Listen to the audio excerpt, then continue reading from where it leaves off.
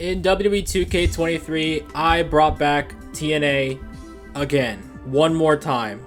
This time, it's about the Aces and Eights. So let's delve into the background of them. The Aces and Eights were a biker gang that hid their identities, but over time they would be revealed one by one.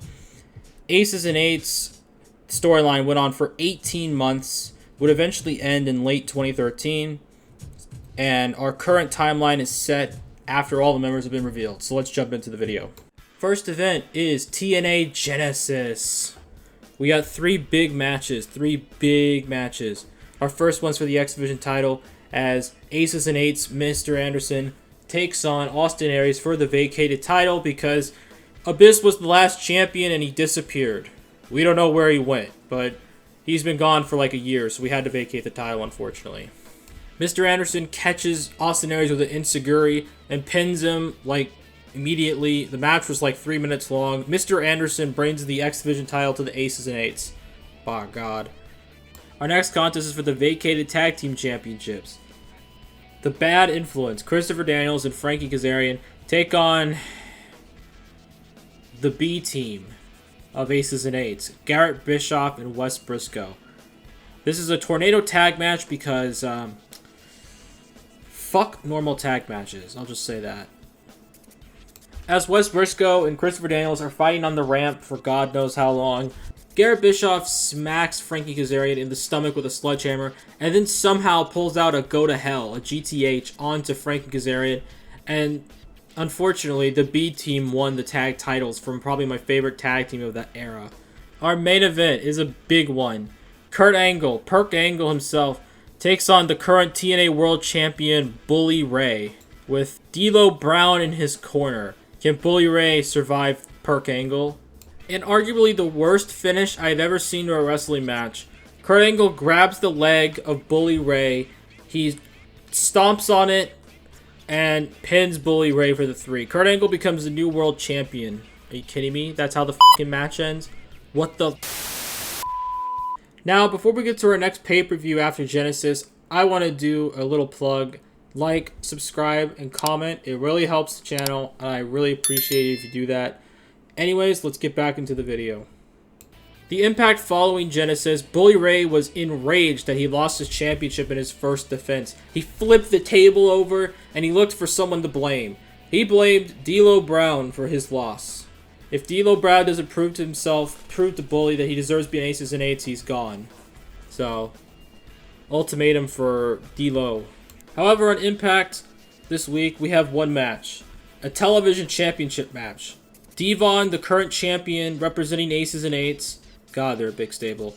As he takes on Magnus in a short squabble for the TV title.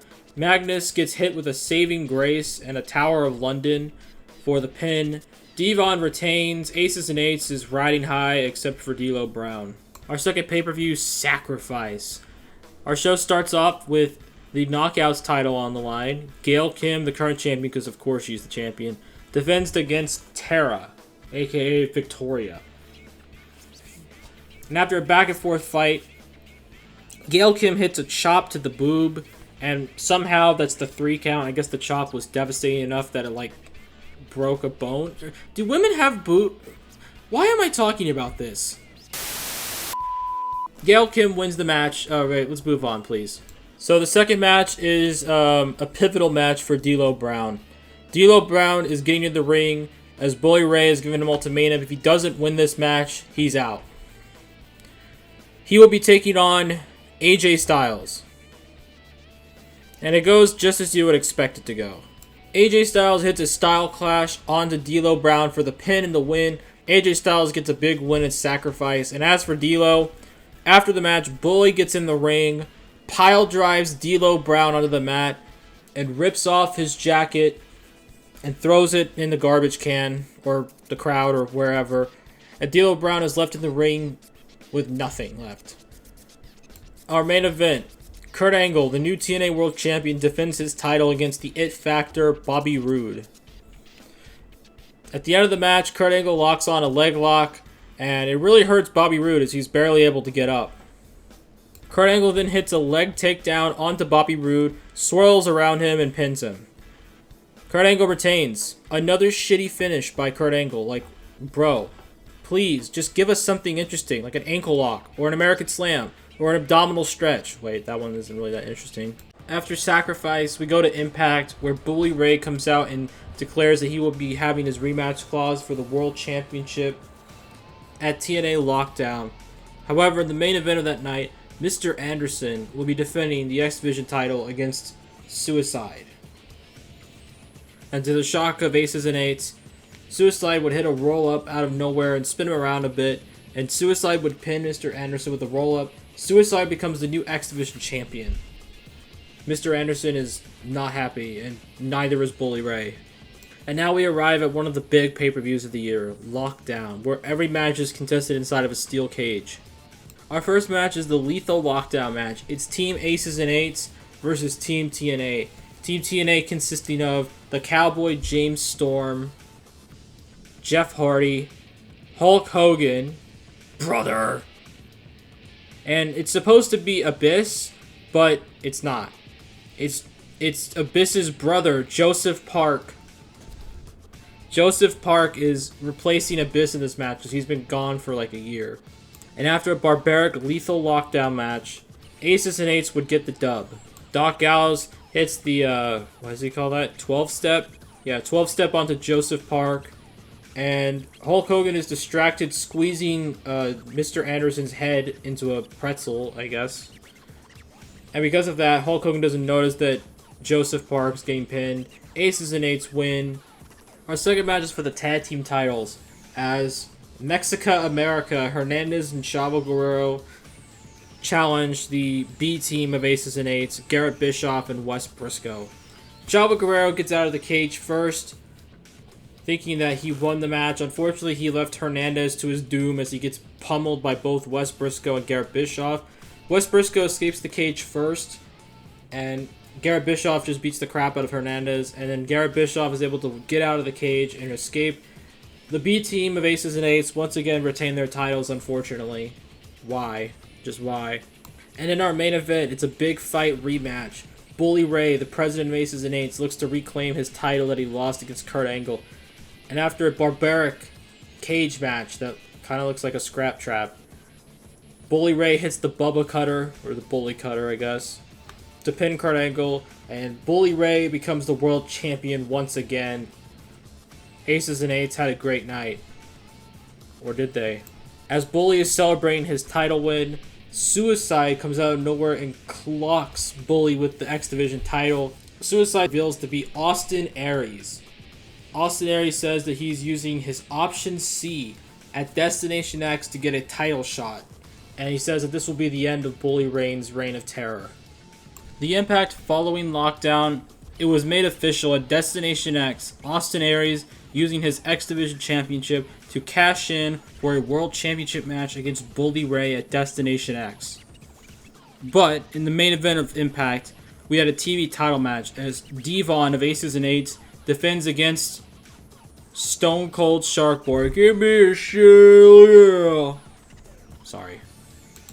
Unfortunately for my boy Shark Boy, Devon would hit a Tower of London and a Saving Grace DDT to pin Shark Boy, and Devon retains, as I am depressed and sad that Shark Boy could not win a championship. Just depressed. And now we're at Destination X. We have two big matches, one for the X Division title and the other one is for the world title. Let's start out with the opener, the X Division Championship. Ken Anderson defends against Chris Sabin and Homicide. Ken Anderson goes to the top rope, goes for a Green Blade plunge onto Homicide, but Homicide wiggles out of it, hits a Rana. Chris Sabin hits him in the ass with a sledgehammer as he's coming down. Insane.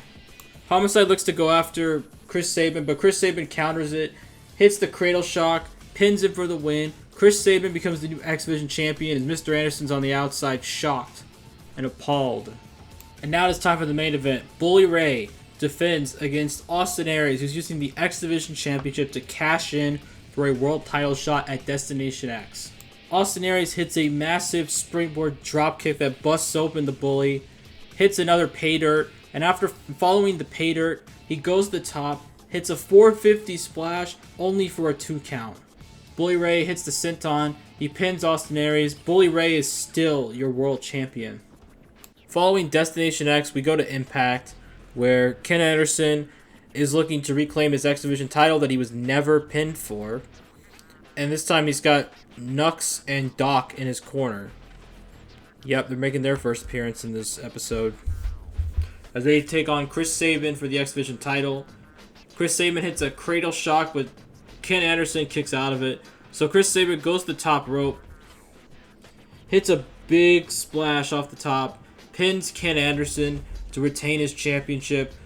Despite Nux and Doc being there, they didn't really do jack, you know. Another one of our big pay-per-views of the year is Slammiversary. It's a big one. 3 big matches. Our first one is a tag team title matches. The B team of Aces and Eights, Garrett Bischoff and Wes Briscoe, defend against the Bad Influence in a last shot match.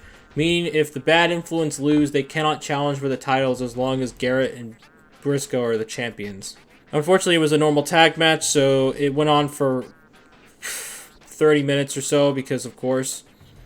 The match ends when Wes Briscoe locks on a sharpshooter. Frankie Kazarian is about to get in. He does a drop kick, but Daniels taps out mere milliseconds before Kazarian hits that drop kick. And Garrett Bischoff and Wes Briscoe retain in a tag team title match, which means that Bad Influence are now barred from the tag team titles. Our next contest for the Knockouts Championship, Gail Kim, the current champion, defends against the baddest bitch in the roster, ODB, a TNA original. This match went on for a couple minutes, but we still had some good wrestling. The match ends when ODB grabs Gail for a suplex, throws her up in the air. Gail turns inwards, and ODB catches her in a powerbomb. And this shocks the world. ODB defeats the unstoppable Gail Kim to become the new Knockouts champion of the world. And in the main event, we have a last man standing match. It's the Cowboy James Storm challenging Bully Ray for the TNA World Championship. Bully Ray pummels the crap out of James Storm in this match, including this nasty spot where Bully Ray powerbombs James Storm to the outside onto a sledgehammer and a steel chair. James Storm survives it somehow and not being paralyzed. The match ends when James Storm throws Bully into the ring and the referee counts to 10. No joke, that's how it ended. A throw into the ring was enough for Bully to stay down. James Storm becomes the new world champion in the most bullcrap, stupid finish I've ever seen in a wrestling match. On to the next Impact. Devon, who's been a very dominant champion as TV champion, will be defending against Joe Park. Now, you might think this is the layup, right? Well, you'd be wrong. Joseph Park hits a black hole slam and a shock treatment backbreaker to pin Devon. Devon loses his championship to Joseph Park. Joseph Park is even surprised by his win. He can't even believe that he won. And now on to our next pay-per-view, Turning Point. We got a couple big matches. Our first one is for the tag team titles, as the B team of Aces and Eights takes on the Aces and Eights. Garrett Bischoff, Wes Briscoe defend their titles against Doc and Nux. Now, the original plan, according to Bully Ray, was that Doc and Nux would basically lay down and job out to Garrett Bischoff and Wes Briscoe. But Doc and Nux decided to go against that, and they would defeat Briscoe and Bischoff to become the new tag team champions. Their reasoning was because they were tired of being benched by Bully, and they decided to stick it to him by beating the Golden Boys of Aces and Eights.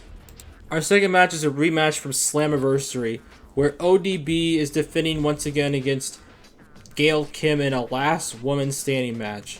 And after a barbaric, brutal match that put these two women to their limits, Gail Kim hits the Celtic Cross onto ODB, and that takes her out for the 10 count. And in a not so violent last man standing match, Gail Kim becomes champion because of course she does. In our main event, it is a triple threat cowboy street fight, which basically means that it's a street fight. James Storm the Cowboy defends against the Icon Sting and the charismatic Enigma Jeff Hardy. This was a crazy, chaotic match with weapons flying everywhere, bodies flying everywhere. The match gets to its conclusion when James Storm hits the last call super kick and both guys are down. So Jeff Hardy decides to go for a steel chair to help him, I guess. But James Storm is able to recover and cover Sting as Jeff Hardy is on the outside contemplating whether to use the chair or take the chair. This gives enough time for James Storm to get the 3 count. James Storm retains his championship against these two enigmatic challengers. So on the following Impact, Chris Sabin, who is now defending his championship against the Guru Sanjay Dutt. Sabin hits a running enziguri kick to the head, hits a weird version of the cradle shock to pin Sanjay Dutt. Chris Sabin once again retains his title on Impact. So now we're at our next pay-per-view, which is Hardcore Justice. Our first one is a rematch from last pay-per-view. The Aces and Eights versus the Aces and Eights again. It looks Doc and Nux are trying to prove themselves as champions and trying to prove their worth to Aces and Eights, but Garrett Bischoff and Wes Briscoe are using their rematch clause to get a rematch. This is a table tornado tag elimination match. Yeah, say that 5 times fast. The goal is to put your opponent through a table, or both people through a table to win the match. Unfortunately, the AI had problems even setting up the table, but they got there. And Wes Briscoe and Garrett Bischoff clobbered the crap out of both of these guys.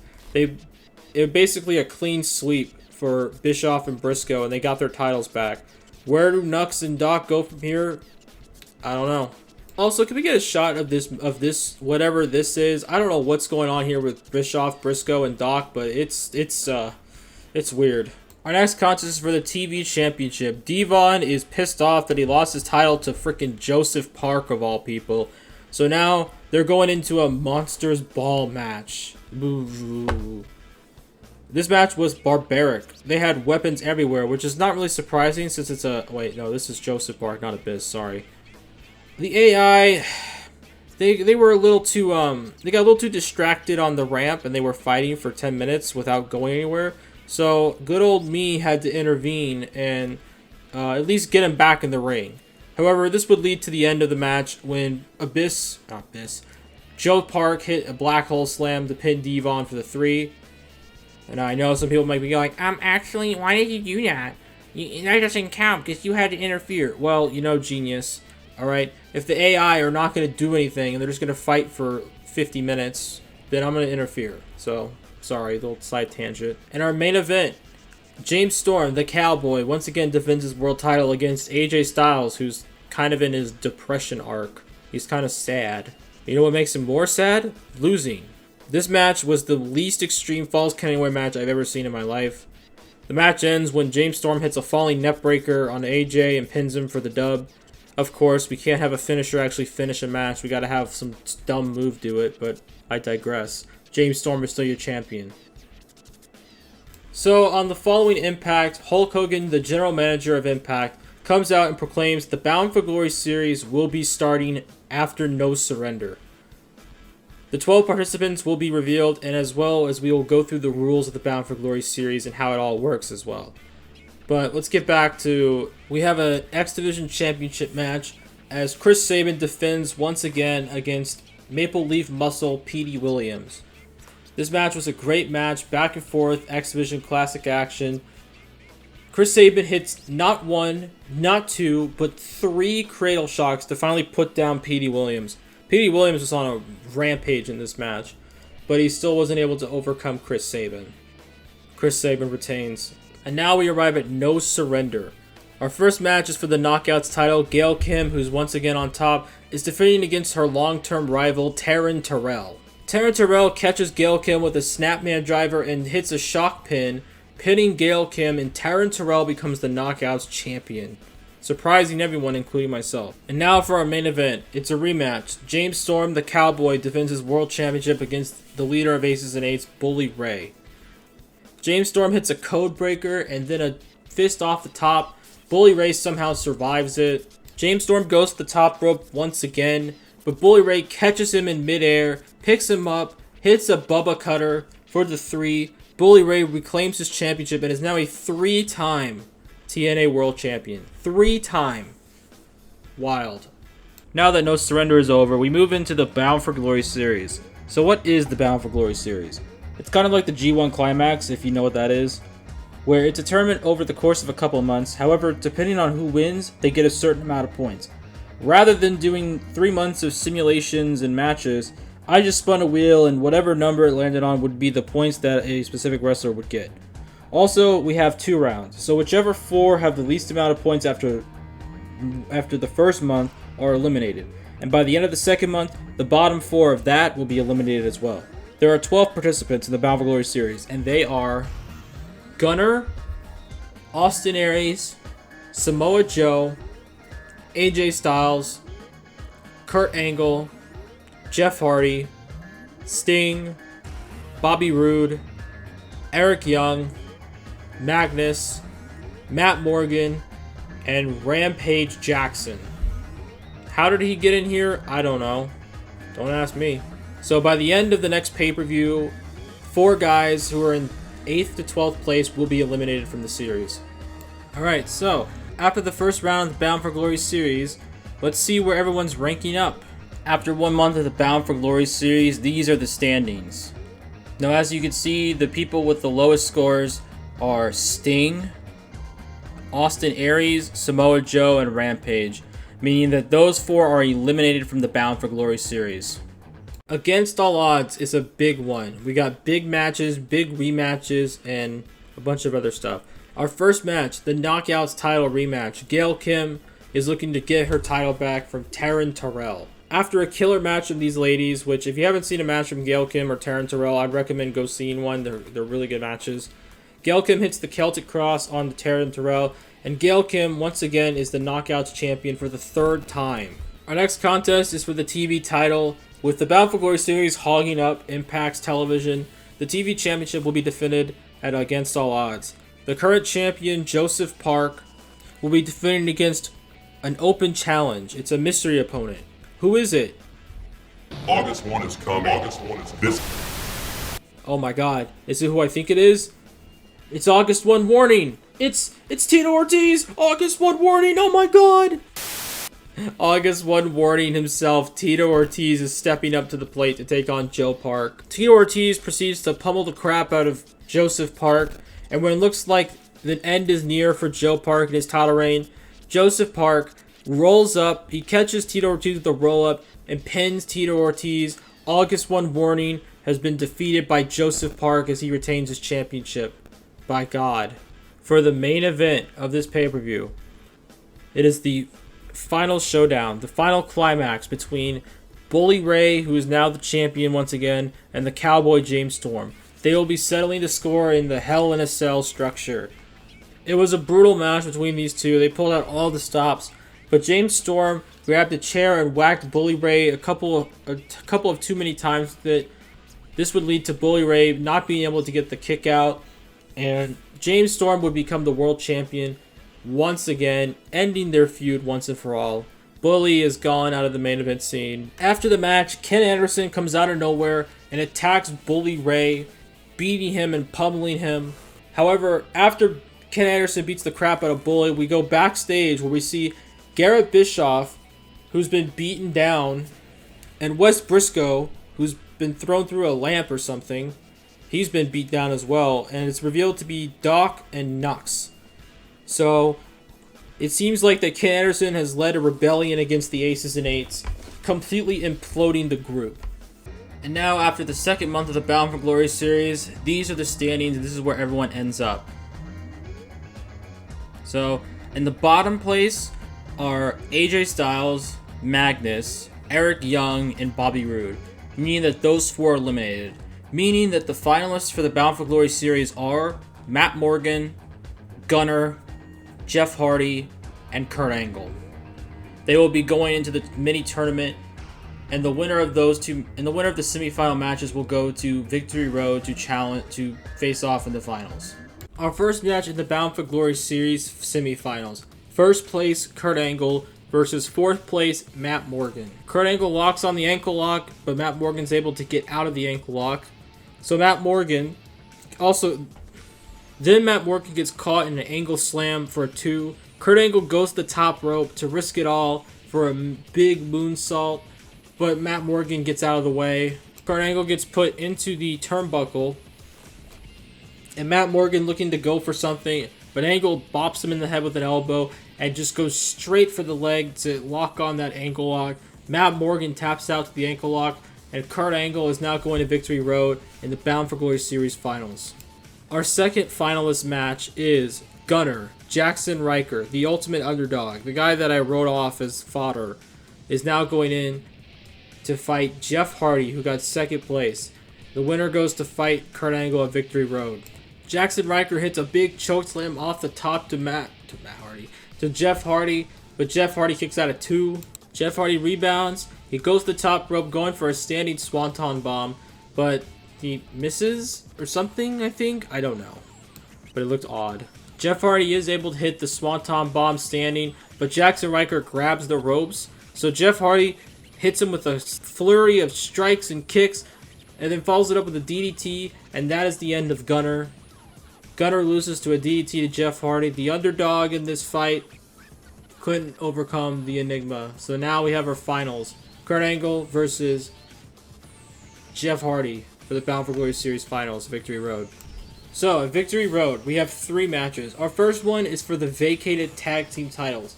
Yes, after Garrett Bischoff and Wes Briscoe were taken out, they were injured to the point where they had to vacate the titles. So now we have a triple threat tornado tag elimination match to determine the new champions. We have the Bromans, Mexica America, and Shark Force, Shark Boy and Rob Terry. This match completely goes off the rails once one of the tables gets glitched into the crowd. The AI completely forgets how to put someone through a table. Shark Boy gets eliminated, and when Shark Boy is walking to the back, for some reason Rob Terry rocks the back like he got eliminated even though he didn't. Eventually the match gets to a point where I have to reset because they would fight in the corner. They would fight in one corner where the table is glitched into the crowd, trying to put their opponent through the table, but because they couldn't do it because it was stuck there, they would just fight endlessly. And for some reason they didn't grab another table under the ring. They acted like that was the only table. So it just went on forever and ever and ever, and I had to restart the match. Even after having to restart the match, the AI proved to still be stupid as dumb. Stupid as shit. Bunch of stupid idiots. Because it came down to Chavo, Hernandez, and Rob Terry. Rob Terry and Hernandez kept fighting on the ramp, and Chavo was in the ring not doing anything. So I had to interfere once again, just so I can end the match. Alright? This match has been going on for like an hour, because the AI are stupid and dumb. So Mexica America defeat Rob Terry by putting him through a table. Mexica America Union Champions. Fuck you, Rob Terry. Alright? Who the fuck, man? Our next match is for the X Division title with Samoa Joe, who's angry that he didn't even get into the second round of the Bound for Glory series, is looking to go down to the X Division to win the X Division title from Chris Sabin. Unfortunately for big old Samoa Joe, Chris Sabin hits him with the 2 cradle shot combo to pin Samoa Joe and defeat him once again, as Chris Sabin is riding high on this momentum going into Bound for Glory. Now it's time for our main event. The main event, the Bound for Glory Series Finals. Kurt Angle, first place, versus Jeff Hardy, second place. And after a classic of a wrestling match between these two, giving it their all, Jeff Hardy goes to the top, sets up Angle, and hits a super twist of fate off the top rope to beat Angle, and Jeff Hardy is going to Bound for Glory to take on the Cowboy James Storm in the main event. My God, that's going to be a hell of a match. But before we get to Bound for Glory, we have one more thing to do. Final Resolution. This is where the Aces and Eights are going to duke it out. Aces and Eights have basically imploded and have become 2 different factions. One led by Bully Ray and the other led by Ken Anderson. Ken Anderson, Doc Gallows, and Nux have the first match of Final Resolution is Aces and Eights. Garrett Bischoff, Wes Briscoe, and Devon, representing the Aces and Eights, take on the team of Doc Gallows, Nux, and the returning D'Lo Brown, who is looking to get some payback on the Bully Ray and Aces and Eights for booting him out so early. This match was a clean sweep by Team Anti-Aces and Eights. It was a complete squash and a complete clean sweep over the Aces and Eights.